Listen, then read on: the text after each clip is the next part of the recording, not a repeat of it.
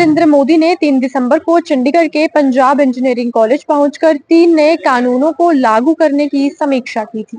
इसके साथ ही उन्होंने चंडीगढ़ में लागू किए गए 3 कानून, भारतीय न्याय संहिता, भारतीय न्याय सुरक्षा संहिता और भारतीय साक्ष्य अधिनियम के डेमो भी देखा। इस उपलक्ष्य में आज यानी 5 दिसंबर को चंडीगढ़ के डीजीपी सुरेंद्र सिंह यादव ने इन 3 कानूनों को लेकर पंजाब इंजीनियरिंग कॉलेज में प्रेस कॉन्फ्रेंस की। इस दौरान उन्होंने बताया कि चंडीगढ़ में 80 स्थानों को नामित किया गया है और साथ ही बच्चों और महिलाओं के प्रति ज्यादा संवेदनशीलता भी रखी गई है। मैं आपको इसका परिप्रेक्ष्य चंडीगढ़ के मामले में बताना चाहूंगा कि इसकी जो तैयारियां हैं काफी महीनों से चल रहा था। आपने देखा होगा पहले माननीय गृह सचिव जी भी आए थे, पुलिस स्टेशन 26 का दौरा किया था। फिर उसके बाद माननीय गृह मंत्री जी आए थे और उन्हीं तैयारियों के परिप्रेक्ष्य में जितने जो चंडीगढ़ पुलिस के मुलाजिम हैं सभी को प्रशिक्षण दिया गया था, हैंड्स ऑन ट्रेनिंग जिसको बोलते हैं, कि किस तरह से तीनों नए कानूनों के तहत जो तकनीकी संवर्धन, टेक्नोलॉजिकल स्किल अपग्रेडेशन जो हुआ है उसके बारे में जो हर एक एस्पेक्ट है। जैसे अगर आप डेमो देखते हो तो किस तरह से कॉल आती है, फिर जो कॉल डिस्पैचर है, जो महिला कर्मी है वो कॉल डिस्पैच कर रही है, फिर बताती है कि भाई और किस किस को सूचना देती है, चाहे वो एफएसएल हो, क्राइम टीम हो,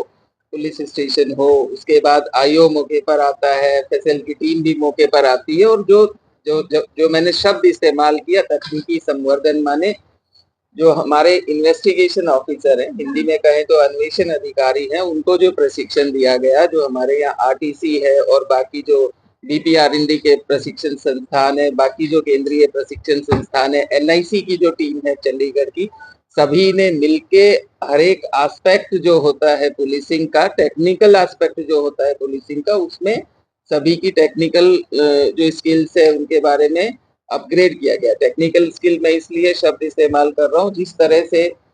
जो तीनों कानून में भारतीय न्याय संहिता, नागरिक सुरक्षा संहिता और साक्ष्य अधिनियम, इन तीनों कानूनों में जो साक्ष्य पर जो बल दिया गया है और साक्ष्य भी वैज्ञानिक पद्धति से इस्तेमाल किया जाए और तकनीकी जो टेक्निकल स्किल के साथ इस्तेमाल किया जाए और इकट्ठा किया जाए। इसका उद्देश्य यह है कि देखिए, अगर आप साक्ष्य सही ढंग से, सच्चाई से, पारदर्शिता से और वैज्ञानिक पद्धति से इकट्ठा करते हैं तो उसका जो रिजल्ट है वो हमेशा सत्य आधारित होता है, उसमें कमी की गुंजाइश कम होती है। जब जल्दी से इकट्ठा किया जाए, समय पर इकट्ठा किया जाए और उसकी प्रिजर्वेशन जो है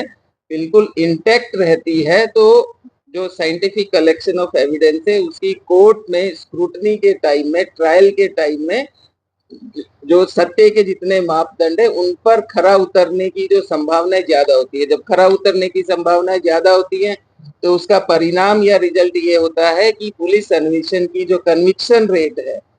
जो कन्विक्शन रेट ज्यादा बढ़ती है। तो जैसा कि आपने देखा, उन्होंने बताया कि 3 नए कानूनों से साइबर क्राइम, मॉब लिंचिंग और ऑर्गेनाइज्ड क्राइम पर अंकुश लगेगा। साथ ही समय अवधि के तहत अपराधी पर कार्यवाही भी की जाएगी। आज प्रकाश के लिए वीडियो जर्नलिस्ट अजीत कौशल के साथ पलक जैन।